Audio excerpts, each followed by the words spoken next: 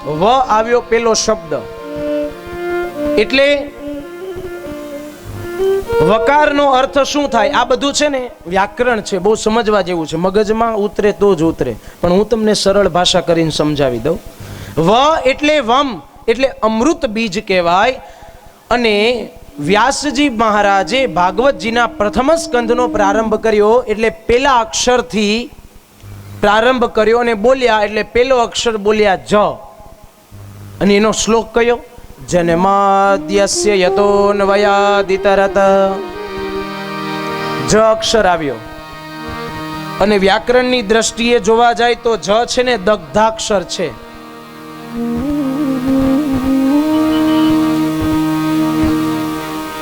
જ એ દગ્ધાક્ષર છે. આપણી કથાની અંદર ગંગાધર આશ્રમથી પૂજ્ય લક્ષ્મીચંદ બાપુ પધાર્યા છે, એમનું આપણે સ્વાગત કરીએ. તો બીજા સ્કંધની અંદર બતાવવામાં આવ્યું કે જકાર છે એ દગ્ધાક્ષર છે, એટલે એનો અર્થ એવો થાય કે વ્યાસજીએ ભાગવતનો પ્રારંભ કર્યો એટલે જથી કર્યો.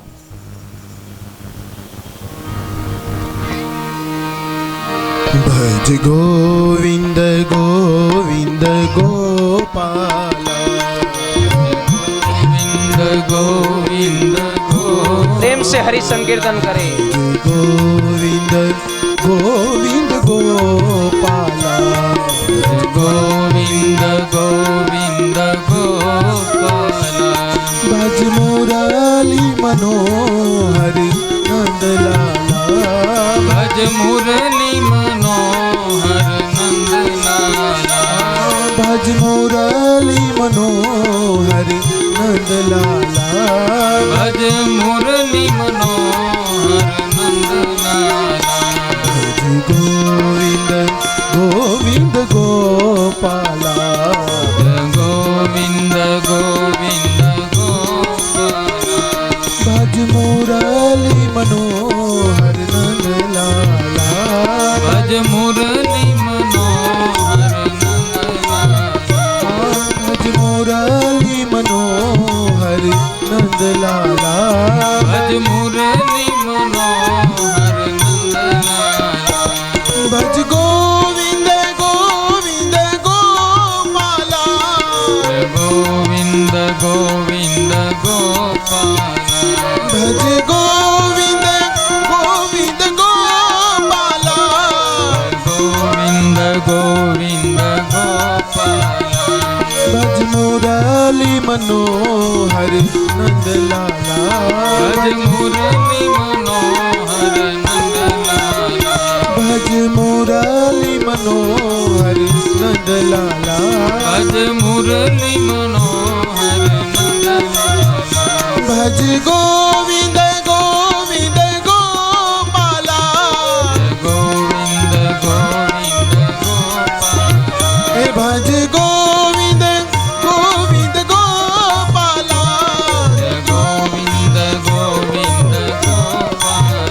હે ભજ ગોવિંદ ગોવિંદ ગોપાલા, ગોવિંદ ગોવિંદ ગોપાલ. ભજ ગોવિંદ ગોવિંદ ગોપાલા, ગોવિંદ ગોવિંદ ગોપાલ.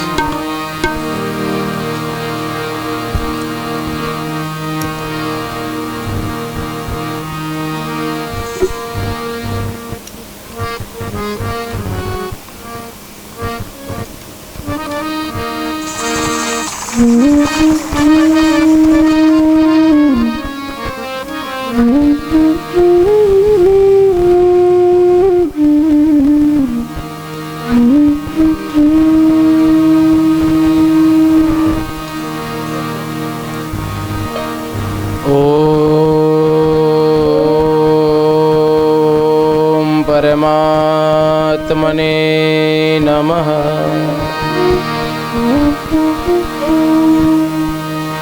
વર્યાન એષતે પ્રશ્નઃ કૃતો લોકહિતો નૃપ આત્મવિદ સંમતઃ પુંસાં શ્રોતવ્યા દિશુ યઃ પરઃ.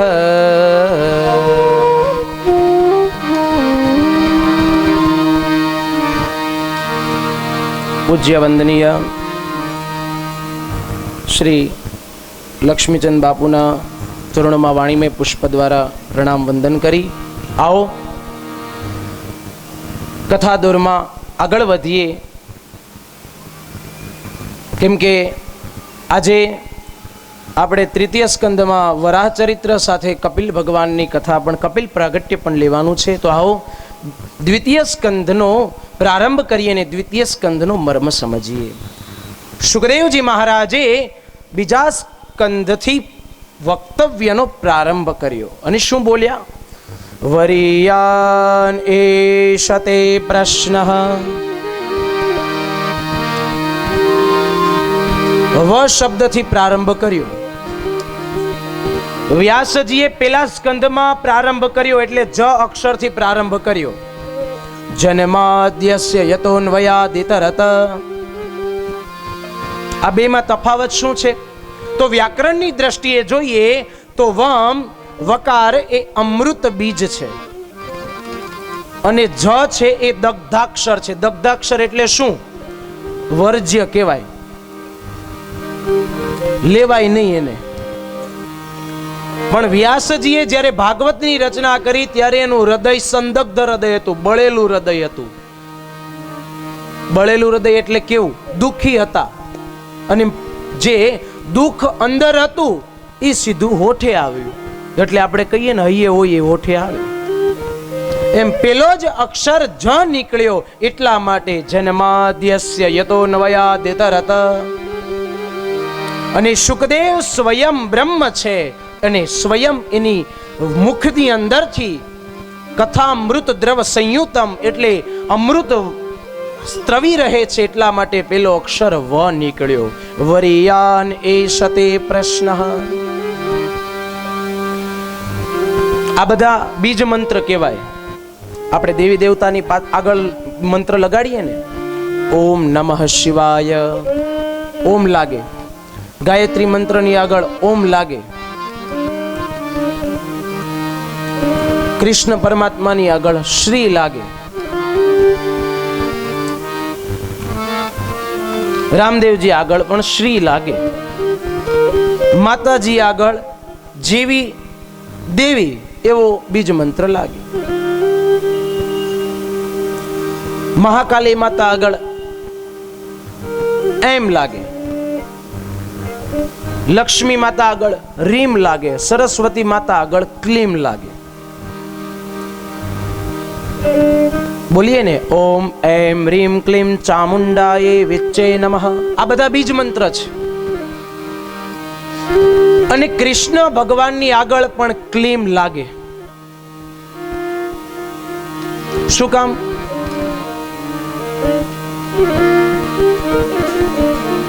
ક્લીમ એ ભક્તિ રૂપી બીજ ગણાય છે. એટલા માટે એમ સુખદેવજીના વક્તવ્યનો આરંભ વકારથી થયો, જેનું વર્ણન બતાવ્યું છે ભાગવતજીમાં. જકારથી 3 સ્તુતિ બતાવી છે. એક વરાહ સ્તુતિ જે તૃતીય સ્કંદમાં છે, એક ગોપી ગીત છે જે દશમ સ્કંદમાં છે, અને એક વેદ સ્તુતિ છે જીતંતે જીત યજ્ઞ ભાવ. આ બધી 3 સ્તુતિઓ જકારથી પ્રારંભ થઈ. સુંદર વર્ણન દ્વિતીય સ્કંદમાં બતાવ્યું છે. ખૂબ જ તત્વજ્ઞાન ભરેલું છે. આ વરાહ સ્તુતિ છે કર્મનિષ્ઠો દ્વારા થયેલી સ્તુતિ છે, કર્મનિષ્ઠ દ્વારા. ગોપી ગીત છે એ ભક્ત નિષ્ઠો દ્વારા થયેલી સ્તુતિ છે, અને વેદ સ્તુતિ છે જ્ઞાન નિષ્ઠો દ્વારા થયેલી સ્તુતિ. આ ત્રણેયના મર્મ અલગ અલગ છે. શુદ્ધ ગુજરાતીમાં સમજાવું તો ઘણા ભાવ પ્રધાન જીવન જીવે, ઘણા કર્મ પ્રધાન જીવન જીવે ને ઘણા વિચાર પ્રધાન જીવન જીવે. ત્રણેય જીવન જીવનારા સમાજમાં હોય. ભાવ પ્રધાન જીવન જીવતા હોય એ ભાવથી જ જીવતા હોય. બધું ભાવ જ હોય એના માટે, એનાથી ભાવથી વિશેષ એનામાં કંઈ આવતું જ નથી. અને ઘણા કર્મ પ્રધાન જીવન જીવે, કર્મની માથે છોડે. કર્મ, હા કર્મ સત્ય છે, પણ શું બોલે? ભાગ્યમાં લખેલું હશે એમ થશે. પણ એ ભાગ્યમાં લખેલું હશે એમ થશે એ વાત સાચી, પણ એના માટે મહેનત તો કરવી પડે ને. પથારીમાં પડ્યા રહીએ તો શું થાય? ઘરમાં સ્થાન ન મળે. ઘરમાં કંટાળીને એમ કે જાઓ હવે ચોરાયા પર બેસો. કર્મ પ્રધાન જીવન જીવે, ઘણા વિચાર પ્રધાન જીવન જીવે. વિચારી વિચારીને ડગલા ભરે. એટલા માટે ત્રણેય પ્રધાન જીવન જીવનારા સમાજમાં રહે છે ને આપણે બધા જોઈએ જ છીએ. Believe in actions in our thoughts, believe in or emotions. એટલે આપણી સામે આ બધું દેખાય છે, પણ અહીંયા શુકદેવજી મહારાજ આ ત્રણેયનો જ્ઞાન ઉપદેશ આપે પરીક્ષિત મહારાજને અને કહે કે 7મા દિવસે તારે મૃત્યુ શબ્દ ન બોલીશ, તારો તો મોક્ષ થવાનો છે. જાગ, તું જાગી જા, જાગ્રત થા અને તારા કર્મ જે કરવાનું છે એ કર્મમાં લાગ.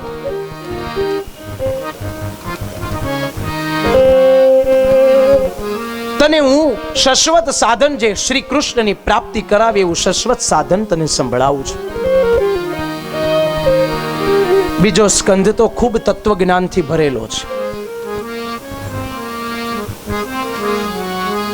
સુખદેવજી મહારાજ રાજા પરીક્ષિતને બતાવે કે જીવનમાં કશું જ ન આવડે, પણ કેવલ એટલી ખબર પડે કે જ્યાં આવી જ્ઞાનની વાતો થતી હોય, આવી ભગવાનની કથાઓ થતી હોય, ભગવત પ્રવચન ચાલતું હોય, ત્યાં જઈ બેસવામાં આવે તો પણ આપણા જીવનનું કલ્યાણ થાય. ઉઠ જાગ મુસાફિર ભોર ભાઈ अब रे न कहा जो सोवत है. उठ जाग मुसाफिर और भाई अब रे उठ जाग जो सोवत है. जो सोवत है सो खोवत है. जो सोवत है खोवत है. जो जागत है सो पावत है. जो जागत है वो पावत है. उठ जाग मुसाफिर भोर भई अब रे न कहाँ जो सोवत है.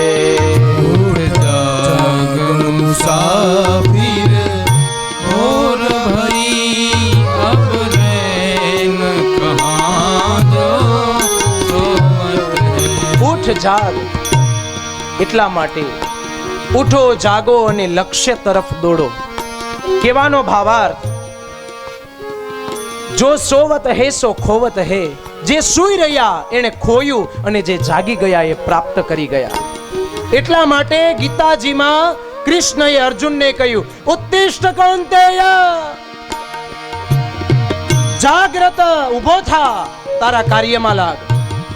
પ્રાપ્ય વરાન નિબોધતા, તારા લક્ષ્યને સાધ. અને ત્યારે છેલ્લે અર્જુનને ખબર પડી, એટલા માટે અર્જુને કીધું, સ્થિતોસ્મિ ગત સંદેહ करिष्ये वचनं तव अब रे न कहा जो सोवत है. अब रे न ओ अब रे न कहाँ जो सोवत है, अब रे न कहाँ जो। એટલા માટે કથામાં પ્રેમ રાખવો, કથા શ્રવણ કરવી, ભગવત પ્રવચન સાંભળવા. કથાનો મર્મ છે યેન પ્રકારેણ યથા કેન પ્રકારેણ કથા તેન પ્રકારેણ ઇતિ કથા. યેન કેન પ્રકારેણ, કોઈ પણ પ્રકારે કોઈ પણ નિમિત્ત રૂપે કથા શ્રવણ કરવી અને બીજાના હિતની ભાવના રાખવી. આવું બીજા સ્કંધમાં કીધું છે. બીજાનું હિત ઈચ્છીએ તો પેલું આપણું હિત થાય, એ વસ્તુ સત્ય સનાતન છે અને એ સાબિત પણ થયું. છઠદમશીલ બિરતી બહુ કર્મા નિરત નિરંતર સજન ધર્મા પરહિત સહિસ ધર્મ નહીં ભાઈ, પરહિત સહિસ ધર્મ નહીં ભાઈ, પર પીડા સમ નહીં અધમાઈ, પર પીડા સમ નહીં અધમા. આવું તુલસીદાસજીએ રામાયણમાં કહ્યું. પરહિત સહિસ ધર્મ નહીં ભાઈ. બીજાના હિતની ભાવના રાખીએ તો પેલું આપણું હિત થાય. એક દાખલો જુઓ તમે. ઠાકોરજીને, મારા નાથને તમે કેસર વાળું ચંદન તૈયાર કરો અને એ ચંદન પૂજામાં ભગવાનને લગાવવા જાઓ, ભગવાનના કપાળે લાગશે, ભગવાનના કપાળને શીતળતા પછી આપશે, પેલા તમારી આંગળીએ લાગશે. પેલા શીતળતા કોને આપી? પેલા સુગંધ કોને આપી? તમને. એમ એવી જ આ ભાવનાની વાત બતાવી. એવું કીધું કે પેલા બીજાનું હિત ઈચ્છીએ, બીજાનું હિત ખાલી વિચારીએ, વિચાર કરતામાં જ ભગવાન આપણું હિત કરાવે છે. આમાં કોઈ મીનમેખ નથી. પણ આ બધી વસ્તુમાં આપણે ફસાઈ ક્યાં જઈએ? શંકા, સંશય.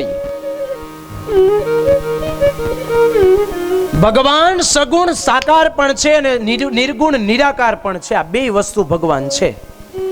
અને એક દ્રષ્ટિએ જોવા જાઓ તો સગુણે નથી, નિર્ગુણે નથી, બે થી પર છે. એટલે તો એને પરમાત્મા કહીએ છીએ, એટલે તો એને પરમેશ્વર કહીએ. અગુણ સગુણ દો બ્રહ્મ સ્વરૂપા, અગુણ સગુણ દોઈ બ્રહ્મ સ્વરૂપા. તુલસીદાસજીએ કીધું અગુણ અને સગુણ, નિર્ગુણ સગુણ બે બ્રહ્મ સ્વરૂપ છે. અગુણ હી સગુણ હી નહીં કછુ ભેદા, અગુણ સગુણ દો બ્રહ્મ સ્વરૂપા. નિર્ગુણ અને સગુણમાં કોઈ ભેદ નથી અને જે ભેદ સમજે છે એ માનવ નથી.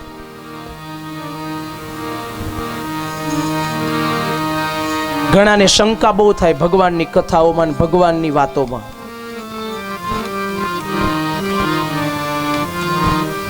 એટલા માટે સંશય કદી ન કરવો. અને હંમેશા નિયમ છે, જે સંશય કરે એનું પતન અવશ્ય થાય.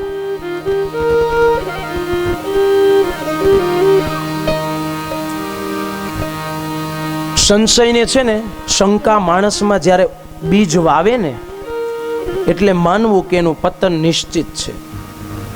ભાગવતની વાતો ચાલતી હોય ત્યાં શંકા થાય. એવા વ્યક્તિઓ જે શંકા કરતા જ હોય ભગવાનના કાર્યમાં, ભગવાનમાં શું વિચારે? શું ભગવાને આને દર્શન આપ્યા તો આ વાત સાચી હશે?